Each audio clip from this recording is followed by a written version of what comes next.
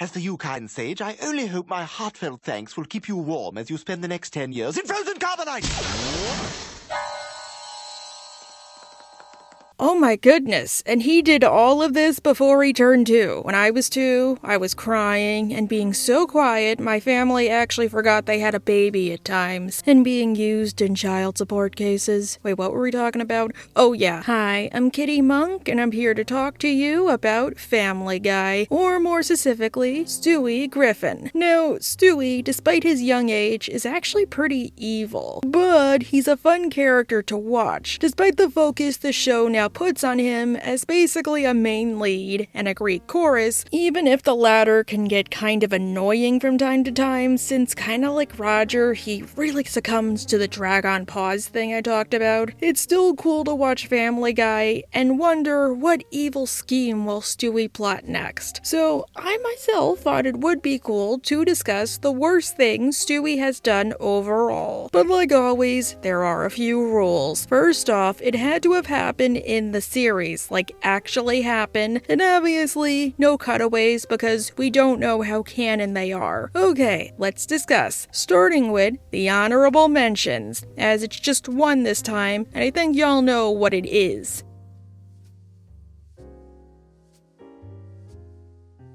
Farewell, Brian, I'm off to sea. An hour from now, I'll be surrounded by seamen. Sperm whales and seamen.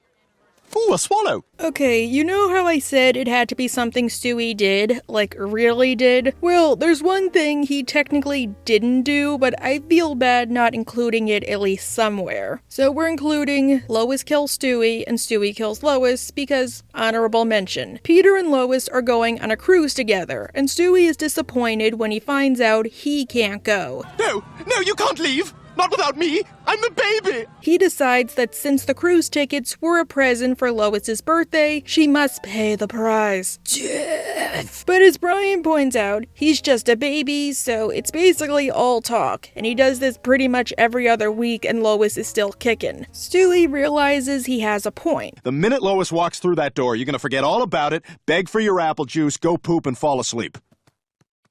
God, he's right! So he decides that for once and for all, he'll kill Lois. And actually do it this time. And he actually does. No more willow tree footing around. He tracks down the cruise ship, shoots her, and leaves her body in the ocean. And comes back with nobody the wiser. And Stewie would have gotten away with his crimes, but he just had to blab to Brian. Remember what you said? I'm all talk. I wouldn't possibly go through with it. You did it! You actually did it! Oh God, I've really screwed myself up here. And also Lois walks into the courtroom and tells everybody the truth, meaning he was basically on borrowed time, but he also blabbed. And he's totally fine with Peter taking the fall, that way he won't get in trouble. There's no doubt anymore. Peter murdered his wife.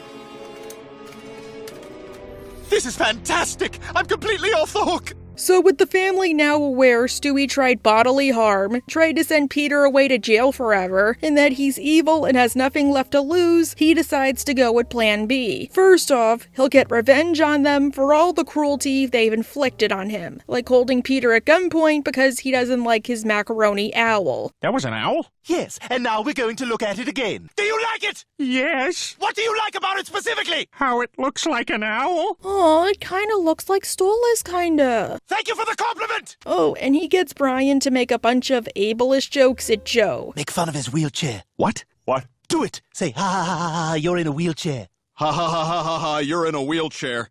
What's that supposed to mean? Then he ties them up and has Brian drive them to the CIA, but not before making more jokes to Joe. Say, Joe, I think you're cool. Joe, I think you're cool. That's gonna get me through the rest of this yard work. No, just kidding, you suck. No, just kidding, you suck. Jesus Christ, what did Joe ever do to you? He's Joe, he's like the nicest guy on the block. And this is before he got regressed. At the CIA, he takes control of the entire planet's power grid and demands he'll be the new president of the world, which works because he's dealing with Stan and Bullock, where he institutes a variety of laws which vary depending on which medium you watch this episode, like DVD, TV, Hulu. Some of his new laws include having to throw apples at Peter if you see him. Anyone who sees Peter Griffin must throw apples at him. Yeah, I'd like to make a deposit. Ah, what the hell? It's the law, sir. A song you can find on Apple Music, no intercourse ever. It is gross and disgusting and punishable by death. Origami keeps my hands busy. There we go. I made a swan. Stewie's a good leader. And if you use certain words, it's off to a work camp. So Lois decides to kill him in retribution, and Peter actually succeeds because Lois is too chicken. But as it turns out, none of this really happened. Well, kinda. The whole apple juice comment and the cruise thing definitely happened, but everything else was a simulation where Stewie tried to see what would happen if he achieved his dream of killing Lois and taking over the world. And since he failed, he decides he isn't ready to do it yet. And since it didn't technically happen, well, honorable mention, it shall stay.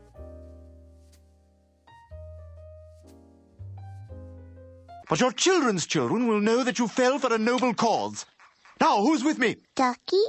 Oh, useless, every one of you! I'll defend myself, and the hell with all of you! Okay, this one is a bit tricky, but bear with me. In Chitty Chitty Death Bang, Stewie is celebrating his first birthday. Aww, my first birthday had Elmo. Of course, until I was an adult, I was scared of mascots. But Stewie gets confused as to what'll happen. It's your birthday, dude! Saturday's gonna be real special, honey. I've hired a professional to make sure everything goes just right. A professional? There's treachery afoot. Much like Ray from The Promised Neverland, it seems like Stewie hasn't forgotten what it's like in the womb. I don't think I have either, as he remembers what it was like inside of Lois and how he used his smarts even back then to take out potential siblings. I was imprisoned in that uterine gulag for 9 grueling months. Day 171. I've sprouted another finger. Counting the one from yesterday, I'm up to 11. Wait, he spoke like he swallowed a thesaurus even back then. When Stewie was born, he was greeted by the mysterious man in white, aka the doctor who delivered him, and due to his own childlike intellect, he assumes that his birthday party, aka the day of the celebration of his birth, will involve the man in white coming back for phase 2 and getting revenge by putting him back in the womb, the prison he hated. Yes, there we are. Come to Managua, the mecca of mercenaries. I must prepare for my journey. Easy grenades, mace, packet full of Cheerios. Why he doesn't think it happens to everybody else, I don't know. He doesn't even think like, oh, I'm just going back up there for a day, or I don't know, I'll pop out maybe. I don't know, like I'm surprised. But Stewie does say something like, He must be the hired professional of whom they spoke.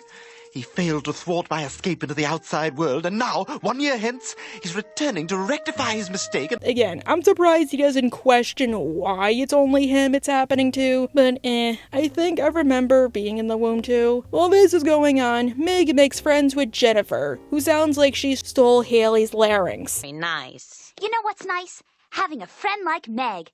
And kittens. And Jennifer has invited her to a party on Saturday, aka the day of Stewie's birthday. Lois obviously forbids her to go, but Peter says yes. The thing is, unbeknownst to everybody, Jennifer isn't holding a fun meet and greet, sit on the couch and drink and dish about her boyfriends. She's holding a deaf cult. And today, the cult will fulfill their mission and finally drink the Flavor Aid. And die. Not the Kool-Aid. It was Flavor Aid, do your own research. Of course, none of the Griffins, not even Meg, knows that, but Peter gets her back in the nick of time at the cost of the rest of the kids drinking the punch. Aw, sorry, Meg. I guess it's another bunch of people who'd rather fake their own death than go to a party with you. Oh, for the love of God. Haven't any of you ever been in a cult before?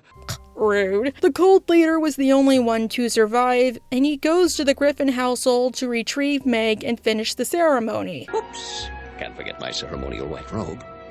But because of his white robe, Stewie assumes he's the man in white, and he gets his revenge while simultaneously taking care of the problem. What the hell is this? It's a boy.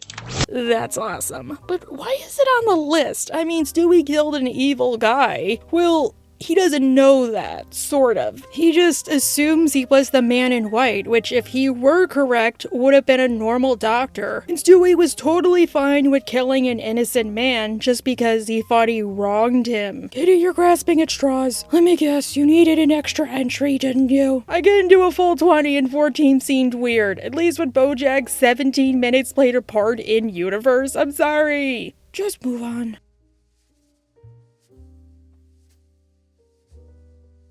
Oh my God, that was hilarious. You really fell for it.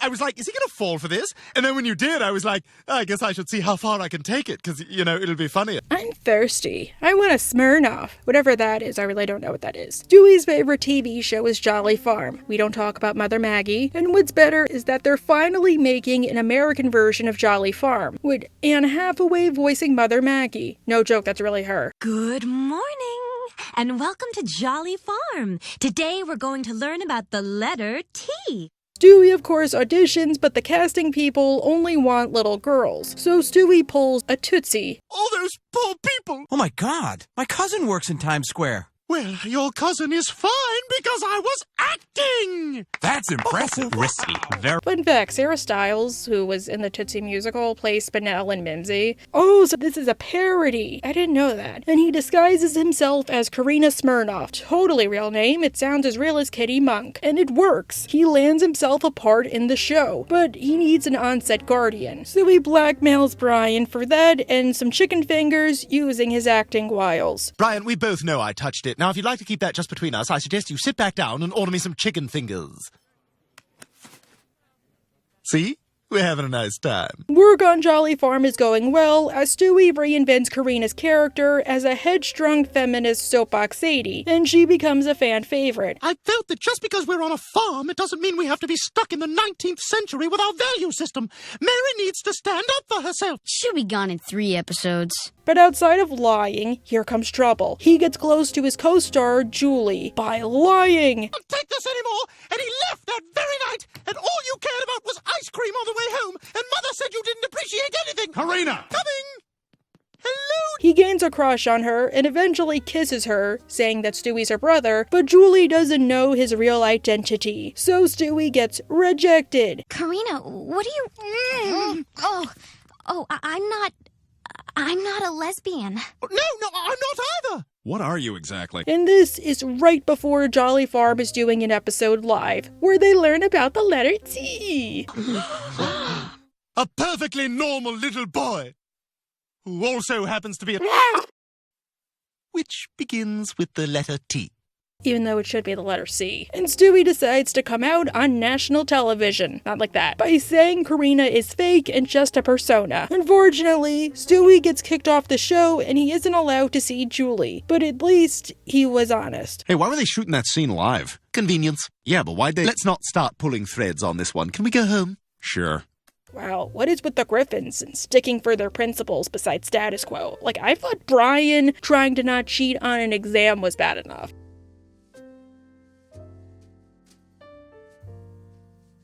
Mom! Mummy! Mummy! Mama! Mama! Mama! What? Hi.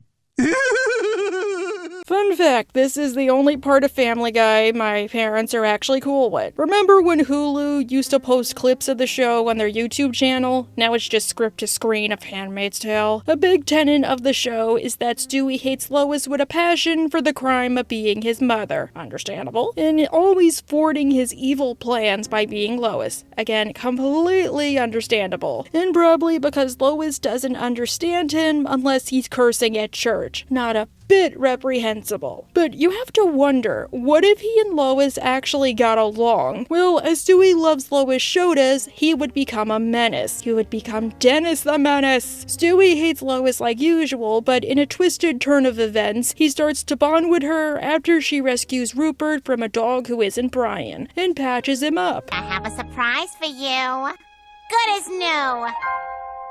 Rupert! It's really him! I don't believe it! You did this for me? Which already earns brownie points for Stewie, but that's not all. She also made Stewie's favorite lunch, which, as he states, Atkins friendly potato sticks arranged according to size from largest to smallest. I was wrong about you. You're my everything. Mommy loves you, sweetheart. Wow, it seems like Lois actually truly cares about Stewie. Like, maybe his hatred of her was all for nothing. And also, Stewie eats food in size order too. I thought it was the only one. What about numerical order? We'll be the same in that case. Oh, hey, Lois, I made coffee if you want some. Oh, thank you, Brian. That'd be nice. Hey, Brian, could you not talk to Lois anymore? Yeah, too bad Stewie just overloads. He refuses to leave her alone, and it causes her nothing but untold stress streams. The worst is the infamous... Oh my God, what's happening to me? I'm like that Texas woman who gave her son brain damage by holding him underwater. I'm just like Barbara Bush. Don't feel too bad. A few weeks ago, I had a stress dream about school where I kept asking Amir Talay over and over again, am I making the right choice? Am I making the right choice? Am I making the right choice? But the weirdest part is, it was on my wedding day, when he was supposed to give me away, like the Sovereign and Venture Brothers, and it was at a resort, and I don't like resorts or turn your brain off type of vacations. Eventually, Lois tries to wean Stewie off of her with the good old-fashioned let them cry it out technique. Lois? Lois, answer me! Damn you, I will not be ignored! Get back in here! Get back in here and love me! Ah! Don't approve of it because when a baby cries, it's for a reason. They're not manipulative, except in this instance. Unfortunately, Stewie's love of Lois ends when he falls and Lois goes to console him. Honey, never again, Stewie. I'm gonna give you all the love you could ever want.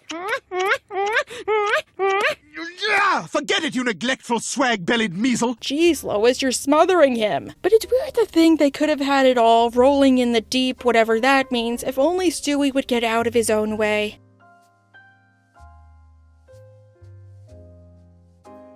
Now I can do a slow cruise past my ex-girlfriend's apartment. 11:45 and the lights are on. Don't mind looking at his body.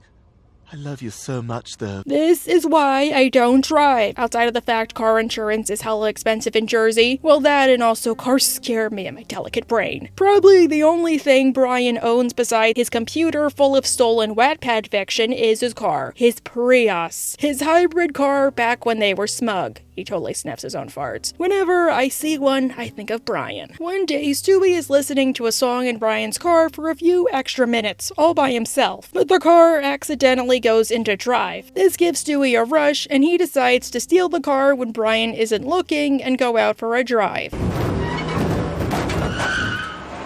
Oh my God, Rupert, this is such a thrill. Look at me, I'm driving. I'm driving a real car. I don't believe it. Already off to a bad start. Stealing? Really? Granted, due to being a baby and all, Stewie crashes the car. More bad news.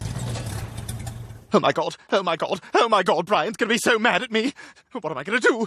Okay, it's all right. I'll just get a little bit of paint and cover up the dents. But he tries to hide his misdeeds. But Brian finds out anyway. Stewie, I know it was you.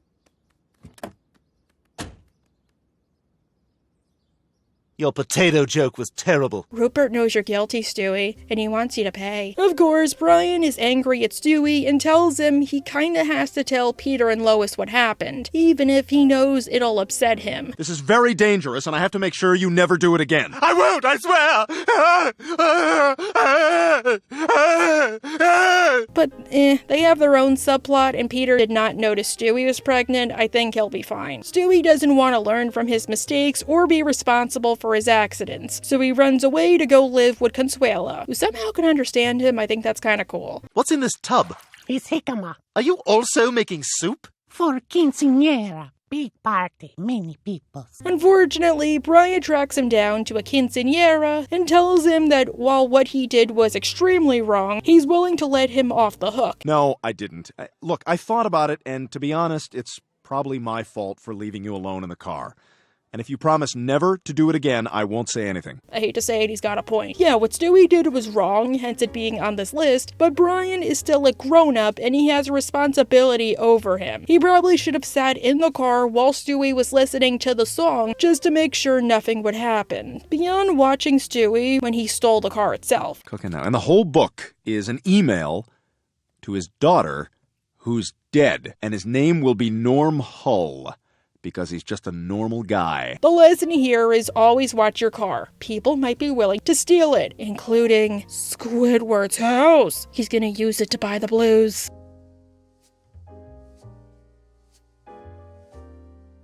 What about not wanting to ruin Christmas? It's already ruined. This was one house. We've been here for an hour and a half. An hour and first of all, we're not even Santa anymore. This has been a home invasion. Okay, it's weird I placed this on a good thing list, and simultaneously I am placing it on a worst stuff list. En route to the North Pole, Stewie goes with Brian to meet Santa, but Santa is a jerk. You can't leave now! Hey, wait, buddy, we've been in line for like 2 hours.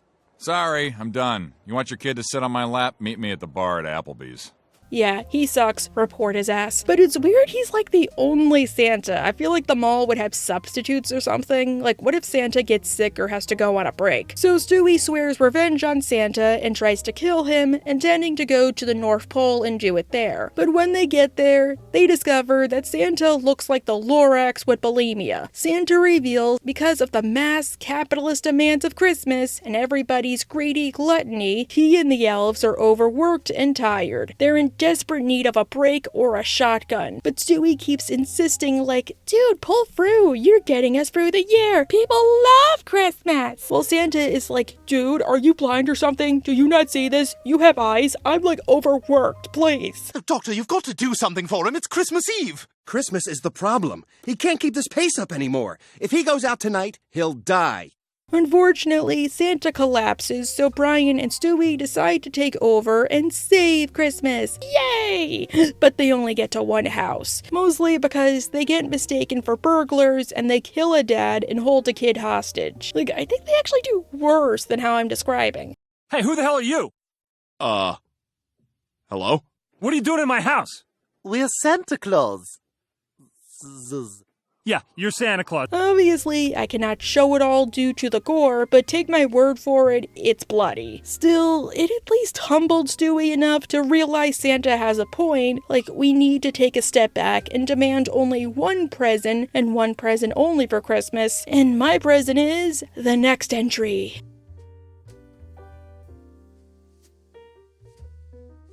That was a fun birthday party, huh, Stewie? That kid was Indian and 11 years old. Where are you finding my friends? Now that I'm a YouTuber, this episode is freakier for me. This is why I don't like to give details about my personal life. Kitty, you must have done it like 10 times by now. Well, I'm pigeon-toed, and I had to wear a leg brace when I was a baby, and my left leg is still crooked. If I was a horse, I would be at the glue factory. Stewie has been listening to Canadian singer Anne Murray, who I did not realize existed until I watched this episode. And he's gotten Brian interested in it too. But they have a disagreement about what her songs truly mean. With Stewie, he likes how the songs connect with him, but with Brian, it gives him a creepingly sweet nostalgia about his family. Eventually, the two manage to track down Anne Murray and meet her, and Stewie learns that not even Anne knows the meaning of her songs. So she's like John Green? Not even close. Does she believe in death of the author? Yeah, I don't think so. Well, actually maybe. As it turns out, Anne doesn't write her own songs. But you wrote all your other songs, right? As a singer, I've been blessed to interpret the works of many gifted, sensitive songwriters. So you're just a big liar. Which, as Brian points out, is pretty common in the music industry. So that's the case with a lot of singers. It's a very common industry practice. Well, then you're all a bunch of frauds, aren't you? A bunch of frauds and charlatans! Like, I mean, some singers can write their own songs, but a singer typically only means you use your voice to sing. I mean, that's why you're called a singer, not a singer-songwriter. I think the only genre where you're expected to come up with your own material is rap or hip-hop, since a lot of it comes from you and your experience and the power of your words, and what you can come up with off the top of your head. Or, if you don't, you're considered a poser or a fraud. Like Dr. Dre, he doesn't write any of his own songs, he just ghostwrites them and supervises them. For this, Stewie ties up Anne Murray and holds her at gunpoint and forces her to sing her song out of spite. And the subplot just ends. We don't find out if he released her, if he killed her, or something else. I think as a YouTuber and an English major, I kind of understand this episode a bit better, and that's why I included it. I know what it's like to gain your own theories and lore on something as simple as a song, even if they probably did not intend for it to happen. Heck, I'll even refuse to watch most music videos because it ruins the vision I had in my head. But yeah, it's weird to argue a different interpretation, especially when that's my whole job. Like, I don't really know how to articulate it. I guess when people get the wrong interpretation of my videos or take my opinion out of context. Like, I know the feeling of, that's not what this is about and you're looking too deeply into it. but if you get something out of it, even if I'm guilty of doing that myself.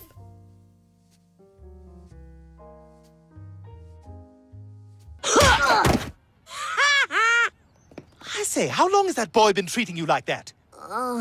About 24 years. Family Guy borrowed pretty heavily from The Simpsons, but I don't really think they stole. They were just inspired. There's a clear difference, because Family Guy was meant to be a subversive type of show and push boundaries after all, which of course means they had to cross over one day. The Griffins get stuck in Springfield, and for comedy reasons, the Griffins pair up with their Family Guy counterparts. And since we can't do him and Maggie for reasons, I'm guessing because Maggie doesn't talk, they pick him and Bart. Eat my shorts. Eat my shorts. I love that. Is that a popular expression, like what the deuce? Probably more popular. Probably way more popular. Now, a big point about Bart is something called Seinfeld is unfunny, where a work when it comes out is inspirational and revolutionary, but everybody copies it, so it kind of loses its impact. Bart, when he first came out, was a delinquent, like the worst kind of kid. You couldn't wear Bart shirts to school, kids used his catchphrase, it was a time to be alive. But even when the Simpsons were being adult, they were still pretty family friendly. Like, I wouldn't have a problem if my kid watched that show. So Bart never really did anything too bad or too memorable besides steal the head off a statue. Not to mention that because of that, a lot of other risky shows took his place, like Beavis and Butthead, although that eventually got its place taken because we realized most of the stories were just parents spreading lies, and eventually Stewie and Cartman. I stole the head off a statue once. That's pretty hardcore. When I didn't like a kid, so I ground his parents up into chili and fed it to him. You got it, man. You got it. See ya. Family Guy basically takes that quick joke South Park did and turns it into a full-on episode. Stewie does pull pranks with Bart, but while Bart does his usual thing with Moe, like just making a quick joke, Stewie pushes the envelope. I want to try. Okay. Mo's tavern. Hello, Mo. Your sister's being raped. Is that one? Oh. Throughout the episode, Stewie has a certain hero worship of Bart, and he tries to earn his friendship via being a good friend, which to Stewie means showing his love by kidnapping and torturing his enemies, especially Nelson. I could eat.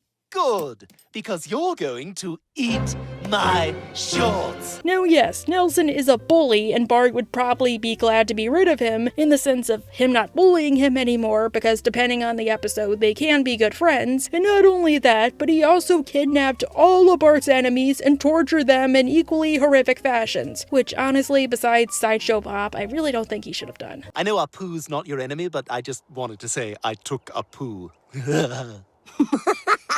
That is funny. I should make an Apu video, but am I ready for that yet? Do I even know any YouTubers who would agree with me? I think if I made a video saying I don't think they should have replaced Toby Huss as Khan's voice actor, I could probably do Apu. And Bart, like most kids, reacts how you would react around Stewie, while being as polite as possible. Stewie, I don't think we can be friends. You freak me out. Later, dude. Later, dude? Don't tick him off, dude. He created your universe.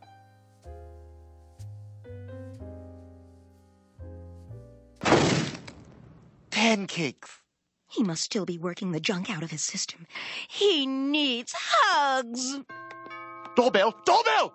Dude, this moment gets so overlooked. Like, oh my god. Normally, when I try to make these lists, I consult a variety of sources, especially Reddit. And strangely, on all of my sources, nobody really brought this up. Like, it's underrated, one of the most evil things Stewie has done realistically. Meg gets a job as a waitress, but lies and says she's a teenage mother, and Stewie is cuckoo for crack. All to get extra tips and a job. But the real challenge is having a baby that's addicted to crack. Right, Stewie? What's that? Oh, yes. I love crack. I'm absolutely cuckoo for crack. Also, because it'll be important later, let me bring this up for context. The cook at the restaurant Meg works at keeps making Stewie pancakes, and they're really good pancakes. Like, he's going crazy for them. Yes. Oh, these are delectable. Oh, Flappy, good news. I've decided not to kill you.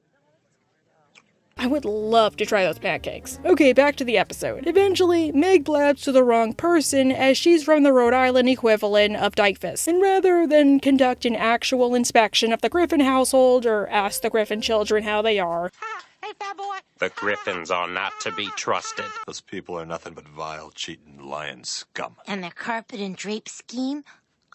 she trusts the word of the neighbors, which means Stewie gets taken away to a foster home. Honey, would you like some pancakes? Oh, yes, God, yes, take me! Rather than it being one of those where he's chained to a radiator, or where he has a sibling that turns into Zachary Levi when he says words, well, his foster home seems like PC Principal's wet dream. It's a white couple taking responsibility for all of their white guilt by raising a bunch of kids that would not be out of place in the Burger King Kids Club. Hola, Stewie. Ni hao, Stewie. Stewie. Good God, I've been adopted by a Benetton ad. But the important thing is, I want to bring this up, they're loving, they all get along, and they're happy together. And they love showing each other different parts of their culture. Like, it's really cute. Of course, this is torture to Stewie, and he has no pancakes because the foster family assumes it's code word for crack. God, you people understand every language except English. Yo quiero pancakes. Donnez-moi pancakes. Click, click, bloody click pancakes. Poor little guy. But he manages to get through it in a good way, by being a troll. Stewie, come complete a rainbow. I've got a better idea. Let's go play swallow the stuff under the sink. Later, Stewie tells the kids the uncomfortable truth about their BuzzFeed utopia. Their cultures all hate each other, and therefore they should hate each other too. Who will in turn sell them to Yoris people so that they can ethnically cleanse the rest of this nauseatingly diverse grab bag of genetic party favors you call a family. No, Stewie, racism is wrong. It's all wrong, like I hate to say. Like, look at the kids. But it seems like Stewie's impact worked on the kids. When they see Peter and he lies and says he's Santa, we see how racist they really are to each other. Santa is Asian. How can he be Asian? Santa doesn't drive his sled 20 miles under the speed limit with his blinker on. Go back to your rice paddy. Dance, puppets, dance! It kind of makes me wonder if the kids were racist from the start, because obviously they had to have all come from foster homes and maybe had bad parents, or maybe they had racist tendencies, but the foster family helped them come to terms with their beliefs and be more accepting to bring back that side of them, or they were just blank slates and Stewie intentionally ruined them out of fun. But either option is horrible. Of course, these moments always get glossed over by the fan base, since Stewie has arguably done way worse, but it's kind of hard to watch, and I think it's interesting how he managed to do all of this without even trying. And, like, we see no resolution, so for all we know, that foster family is still suffering. The only thing they got out of it was a bag.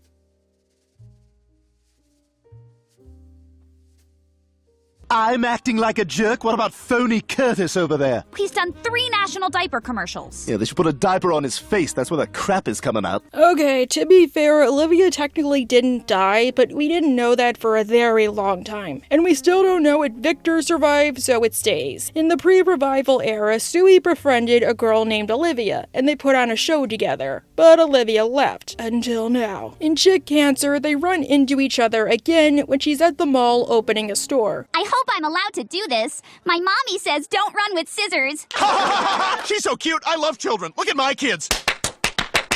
Does that still happen, like celebrities opening up stores? I have never seen that happen. I mean, I did see Phil Murphy advertising, like, American Dream by going to the theme park and riding one of the rides, but that was about it. And the two run into each other and restart their relationship. Or rather, Stewie wants to, but he doesn't know how. God, you look great. I mean, you're all in shape. My God, California's been good to you. I mean, I guess you should be looking good, because everybody's a health nut out there. I mean, you could just ask if she's interested. Us women like men who are forward. Do women like it when you treat them like crap? Well, I don't know if you want to be that black and white about it. That's it, isn't it? Women respond when you treat them like crap. No, but sure, it reminds us of our fathers, but I don't think I need to explain why. Jeff from Screams of Silence isn't around anymore after all, but somehow this works on Olivia and the two start dating, which I don't know if I should really use that word. Because, yeah, the show treats it like they're a couple, but basically the way it is, it's like a glorified version of two little kids playing house together. Especially later. It reminds me of the SML series that they really need to bring back. Their relationship quickly grows toxic, as honestly, the pair are kind of wrong for one another. They're both too shallow and full of themselves, and each go their own way or the highway. So, yeah. At one point, they argue in public when they're on a double date with Jillian and Brian. And we come to the center of the shrubbery maze. That's what it all comes down to, isn't it? I'm not grown up enough for you. Well, you are a baby, aren't you? Stay out of it. To save their relationship, the pair decide to get married in front of their stuffed animals. I don't see a ring on my finger. I, Stewie, take you, Olivia, to be my lawfully wedded wife. What's that, Rupert? Oh, kiss the bride, yes. Which obviously is just the next step to playing house, but yeah, that totally always works. I mean, you already can't stand them, and now you're gonna be around them 24/7, 366, all day, every day, until one or both of you die. It's an amazing commitment! And things obviously start getting worse. What's for dinner? Play-Doh spaghetti. Oh. What? No, it's nothing. Just had Play-Doh spaghetti last night. And that's all we had last night. Stewie, do you even know your Play-Doh spaghetti's names? No, of course you don't. You're a murderer. Stewie tells Brian, Goodwill Hunting style, that he feels like he made a big mistake, and Brian tells him a good first step is to go back and talk to Olivia, because it starts with sorry. Blink, blink. Unfortunately, Olivia is playing house with another boy. Oh my goodness. Oh, Stewie, I thought you were at Chuck E. Cheese with your mom. No, a 4-year-old died in the ball pit. We had to cancel. Is that the silly putty I bought you this weekend? So to solidify the fact they're breaking up and never, ever, ever getting back together like ever, Stewie burns down the playhouse. Listen, are you gonna be alright? Yeah, I'll be fine. Is that smoke? Idea for a farce. Cheating wife and pompous ass burned alive. Now, again, we did not know for the longest time if Stewie really did kill them. And yeah, Olivia and Victor aren't good people, but they really didn't deserve that. They're just kids. I mean, we do see Olivia in a later episode, so we know she survived, but what about Victor? Not to mention, this entire episode is a thing. Stewie had a horrible relationship with Olivia, he got pretty bad advice he stuck with, and then he burned it all down at the end rather than take responsibility. Aww, love.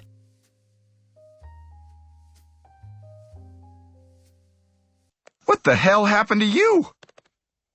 I, fell down the stairs. Oh, you should be more careful. Why is it I now understand Stewie on a deeper spiritual level? Here's my spirit animal. Move aside, Beetlejuice, Tweak, and Beavis. Stewie is right here. Stewie and Brian get into a bet involving some boxing, and Stewie's candidate wins somehow. Yeah! Up yours, young people! You and your rock and roll 8-track tapes! Which means that Brian now has to pay Stewie $50. Ooh, that's a lot of monies. And he's told to do it soon or else. Yeah, well, here's a suggestion. Have the money by tomorrow and there won't be any problems. Huh? Yeah, 24 hours. Why? What happens in 24 hours? I think you know what happens. What follows is one of Family Guy's most memorable plot lines. Brian keeps insisting he'll get the money eventually, but Stewie isn't buying his BS garbage baloney and uses bodily harm to get Brian to agree, like throwing a glass in his face, giving him a swirly, or just plain beating up on him. You got till 5 o'clock, you hear me? You got till 5 o'clock! You freaking psychopath! Clean yourself up. No, true. This is both hilarious, and I sympathize with Stewie, as much as I can without getting personal. Personal experiences are playing a role here. But he is technically still doing a bad thing. Like, it would be fine if it were just this scene. But no, Stewie is determined. He trips Brian down the stairs, and worst of all, burning him with a flamethrower until he agrees. Alright, let's go to the bank. Oh, so you could have done this all along? What is wrong with you, Brian? At least everybody won at the end. Stewie got his money, and Brian got to hit Stewie one free time whenever he wants. But yeah, Brian, why didn't you just cough up the $50? You were trying to delay this as much as possible.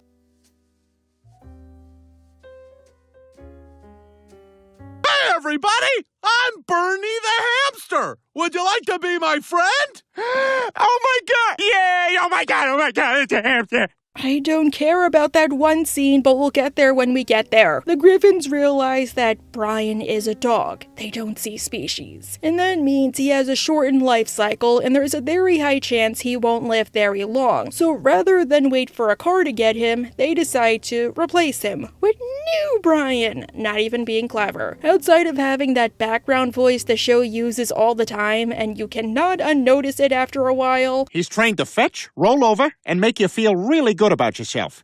Wow, Meg and Chris, I can't decide which one of your hats I like better. Like, I thought Bob's Burgers and King of the Hill were bad in that regard. Well, new Brian is a nice guy and a total Mary Sue. He's perfectly polite and practically perfect in every way, and everybody likes him, except Stewie because he drove Brian out of the house, and he eventually works up the nerve to tell him. But as it turns out, new Brian is secretly evil, and he did terrible doggy things to Rupert without consent, meaning the penalty is death. And now every time you're sleeping with him, he's gonna be thinking of me.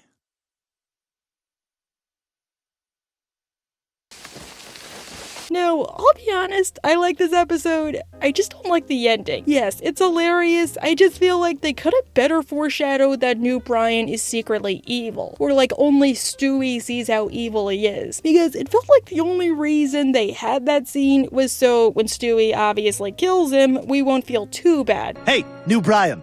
Bad news. You gotta leave. Huh? What are you talking about? This is my home. Nobody likes you here, man. But really, I hate to argue this outside of that thing with Rupert, which is like total dog behavior. Like if you had a dog or a cat, they do this. And while I'm not trying to justify or excuse it, well, Brian did that too in Quagmire's Quagmire, and at most Stewie just got kind of angry. What did new Brian do that was so bad? Like, I'm sorry to say, people should just have cats. You might get hypnotized into being a crazy cat lady, but you won't have to deal with all this.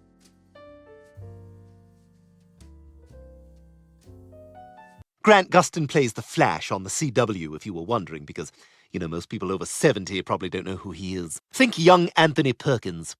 Ah.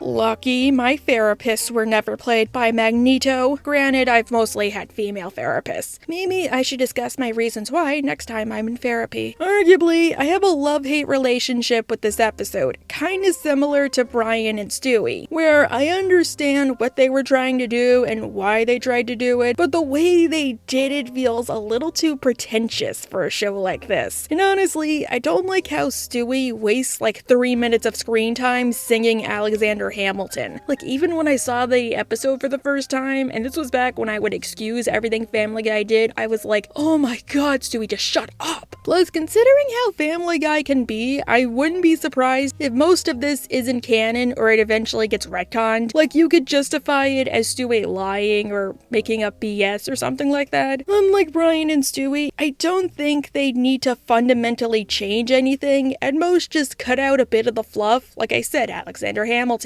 or focus it on another character. Like, I would love to see any of the other Griffins go through therapy, but Stewie. Stewie's probably the most normal out of all of them, I hate to say. Stewie has been sent to a child psychologist who we all know is Magneto, so I'm just gonna call him Magneto. Stewie doesn't want to talk to Magneto. I mean, he's Magneto. He does magnet stuff. But eventually, he slowly but surely opens up. And it seems like this therapy session is doing wonders for Stewie. He's connecting so well with Magneto. Like Charles. He even tells him truths about himself, like showing his real voice, or that he's secretly lonely, or he likes boys maybe. But here's why it's list-worthy. Despite the connection Stewie made with Magneto, he lets him die. That way, he doesn't have a chance to spill his secrets.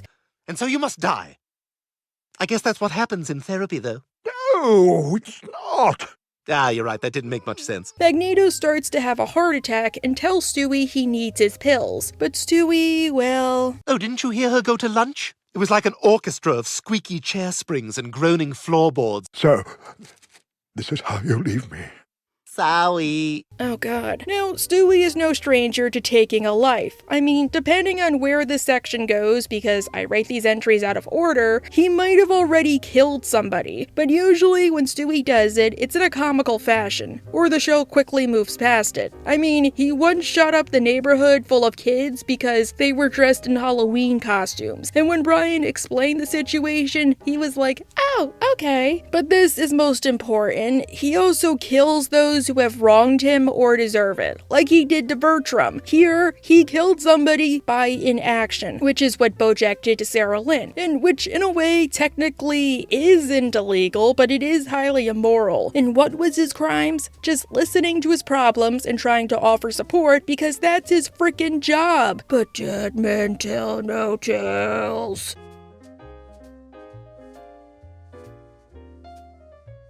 Good night, Stewie. If he wants to throw hands, I'll throw hands. I tell you,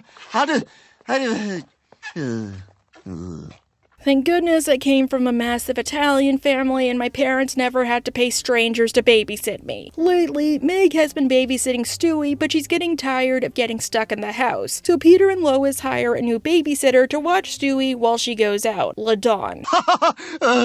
Well, I guess that's why they call it Jenga. You're right. Stewie, you are so cute I can't even stand it. Oh, thank you. I'm having a good time, too. LaDawn and Stewie hit it off, but there's just one teensy-weensy problem. Massive age gap aside, and LaDawn probably wouldn't be interested in Stewie anyways because she can't understand him and she's not a creep, it's that LaDawn has a boyfriend. Stewie sounds a little cranky. I'll put him to bed.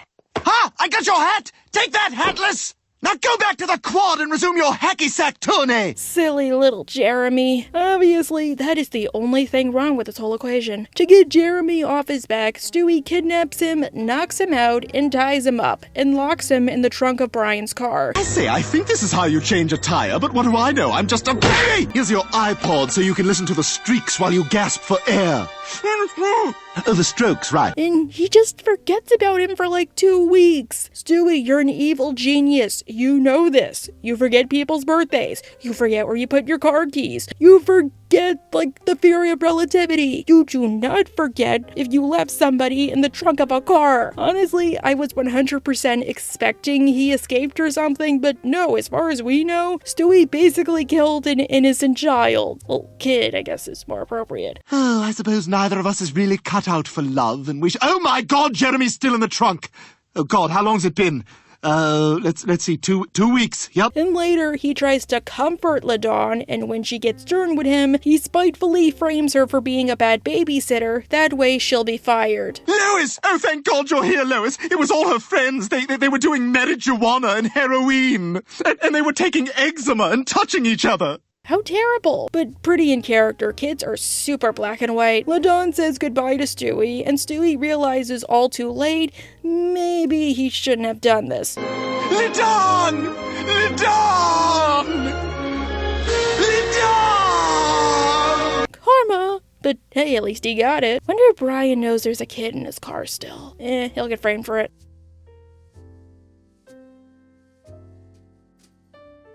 As soon as he opens it, boom!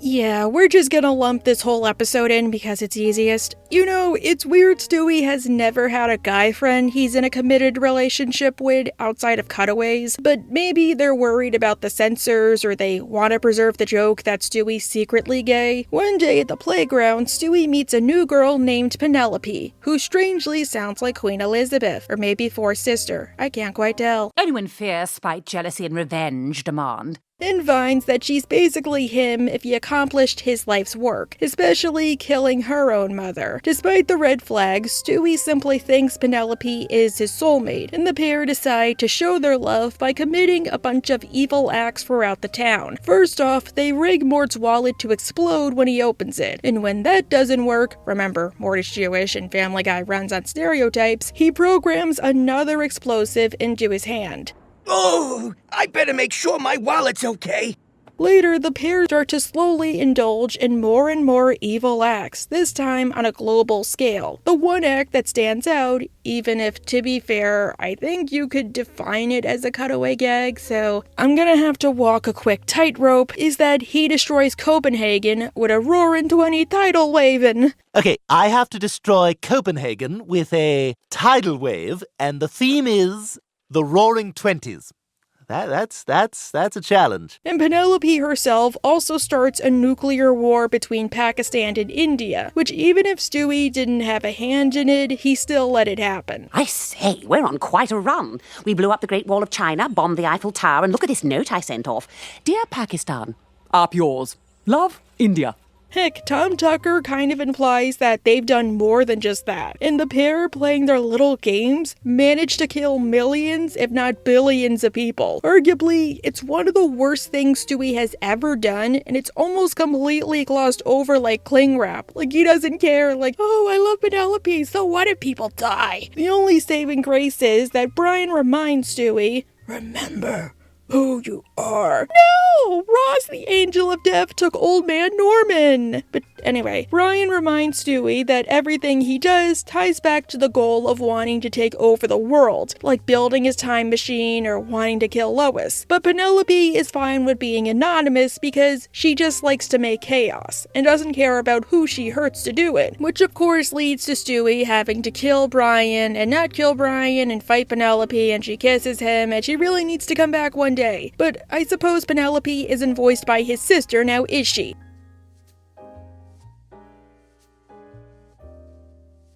I'm having such a craving for burgers. It's like my body is just craving red meat and mint chip ice cream. Isn't that weird? Yes, Stewie, that's the one weird thing in all this.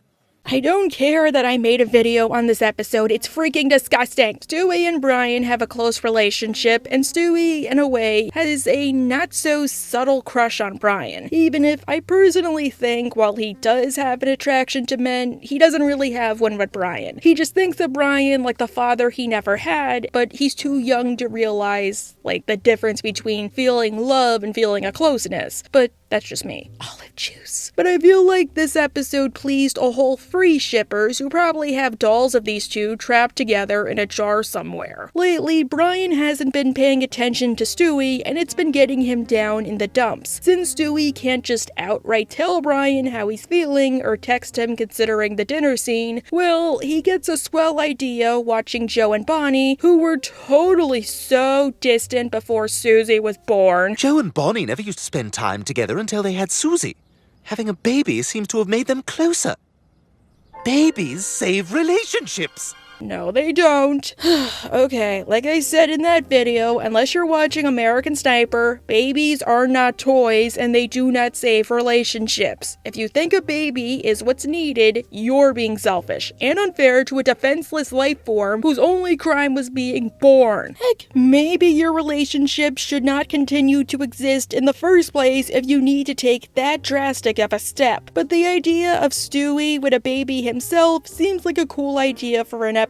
Maybe he'll clone himself, or adopt one for the baby store, or adopt a normal puppy. Oh, how naive I am. Instead, Stewie decides to basically impregnate himself with Brian's DNA so they can have a kid together. Like, not making a baby in a petri dish kind of, literally making a test tube baby and swallowing the test tube, without consulting Brian. Oh my god, that thing's positive. Is Lois pregnant again? No. Meg is pregnant? You're getting warmer.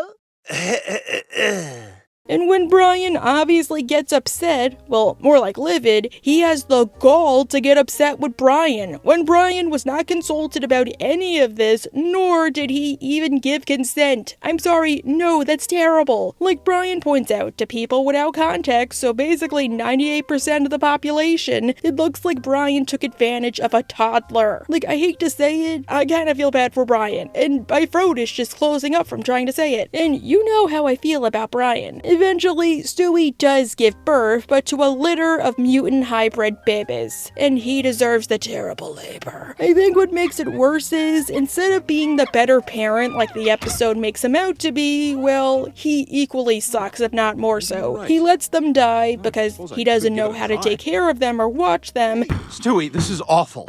I don't know why anyone would want to be a parent, especially to 4 children. 4? I thought we were down to 5. Yeah, the deaf one didn't hear Joe's lawnmower. And when he and Brian decide they don't want kids anymore, like a day later, they treat it like that toy you don't want anymore and just drop them off at the pound and hope somebody adopts them before they get the needle. And he shrugs like, oh, I hope they survive. End the bloodline, Stewie. End the bloodline. Do what the Queen of Fable says.